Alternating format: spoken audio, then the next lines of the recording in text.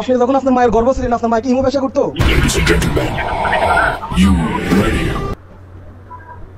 আসসালামু আলাইকুম ওয়া রাহমাতুল্লাহি ওয়া বারাকাতুহু। প্রিয় ইমানি ভাই এবং বন্ধুগণ, আশা করি আল্লাহ সুবহানাহু ওয়া তাআলা সকলকে ভালো রেখেছেন। প্রিয় ভাইরা, এই সুন্নি বিদাতি ধর্মের অনুসারী, এই নমরুদের সন্তান দাজ্জালের বীজ, এরা আসলে কতটুকু নাখাস্তা, কতটুকু নালায়েক, কতটুকু নির্লজ্জ, বেহায়া, অশ্লীল, এটা আপনি কল্পনা করতে পারবেন না। এই নমরুদের সন্তানেরা যখন কোরআন হাদিসে এবং দলিলে পেরে ওঠে না, তখন এরা ভিন্ন পন্থা বেছে নেয়। এটা ইতিহাস বাংলাদেশে, যে বাংলাদেশের এই মানে দিন প্রচারের অঙ্গনে বা একে অপরের বিপরীতে বলতে গিয়ে গালিগালাজ, অশ্লীল শব্দ ব্যবহার, এটার উদ্ভাবক হচ্ছে এই সুন্নি বেদাতি ধর্মের অনুসারীরা এবং এর প্রয়োগকারী হচ্ছে এই সুন্নি বেদাতি ধর্মের অনুসারীরা। এটা একটা ওপেন ইতিহাস।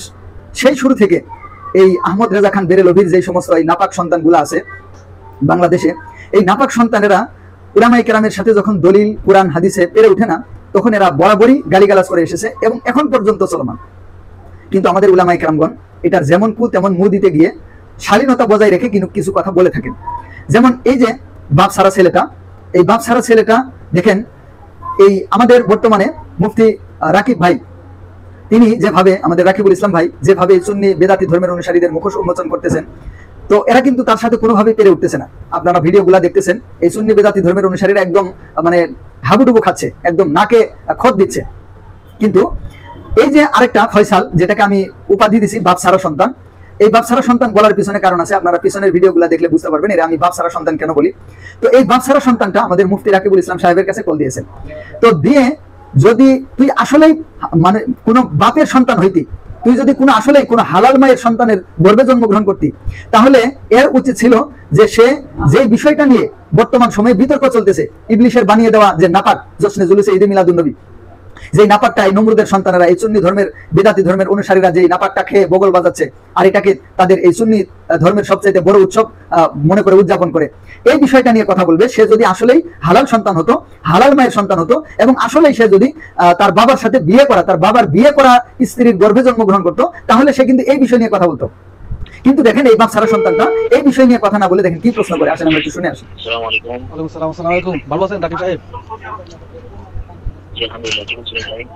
আমি ফয়সাল ইসলাম বলতেছিলাম। কেমন আছেন? আপনার ভিডিওগুলো প্রায় দেখি আমি। আমি একটা কথা জিজ্ঞেস করতে চাচ্ছিলাম আপনাকে। আমার নাম মোহাম্মদ ফয়সাল ইসলাম। আমি বলতেছিলাম সৌদি আরব থেকে। আমি একটা বিষয় জানতে চাইছিলাম, যদি কিছু মনে কষ্ট না নিতেন।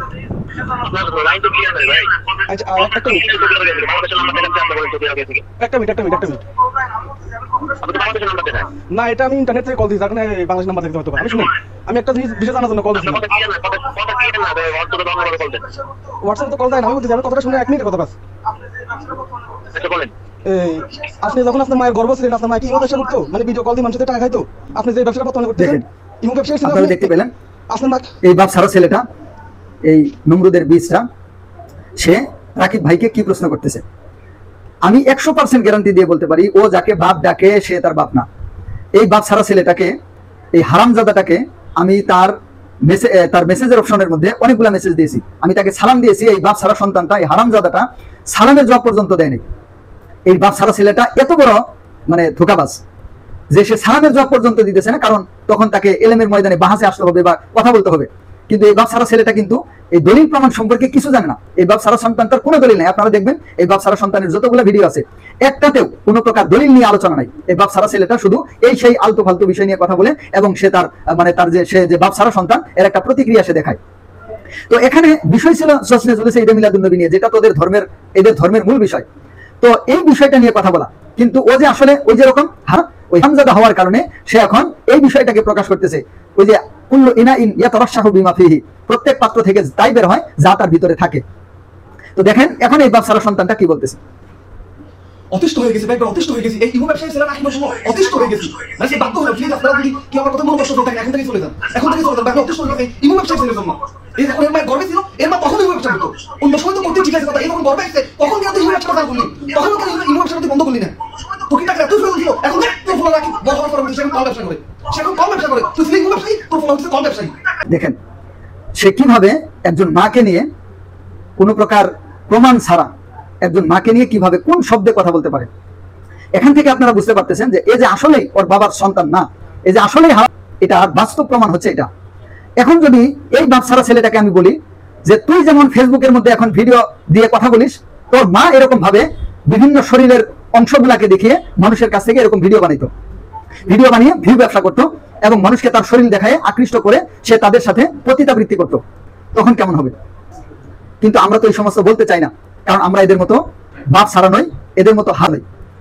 তো এই হাজাদাটা দেখে যদি বলা হয় যে তোর মা এরকম ছিল, সেই মানুষকে এরকম অঙ্গ দেখিয়ে ভিডিও করতো, এখান থেকে ভিউ ব্যবসা করতো, ওখান থেকে মানুষকে আকৃষ্ট করে সে পতিতাবৃত্তি করতো, দেহ ব্যবসা করতো, পরে তার সংসার চালাইতো। এখন যদি বলি তোর মাকে যদি বলি যে তুই যখন ভিউ ব্যবসা করলি, বিয়ে হওয়ার আগে ভিউ ব্যবসা করেছিস, এটা আমরা বুঝলাম, বিয়ে হওয়ার পরে তারপরেও তুই কেন ভিউ ব্যবসা করলি, আর এই যে গর্ভে নিয়ে কার সাথে কোথাকার কি করে এইরকম একটা সন্তানকে জন্ম দিয়ে এখন আজকে তুই কি একটা সমস্যা তৈরি করে গেলি যে আজকে সে কি বুঝে না তাও বুঝে না, এখন সে বিষয়টা ছিল কি, আর এই তোর এই হারাম ছেলেটা নিয়ে আসলো কি, নিয়ে এসে এখন সে কোন দিকে যাইতেছে আমরা কিন্তু বলতে পারি।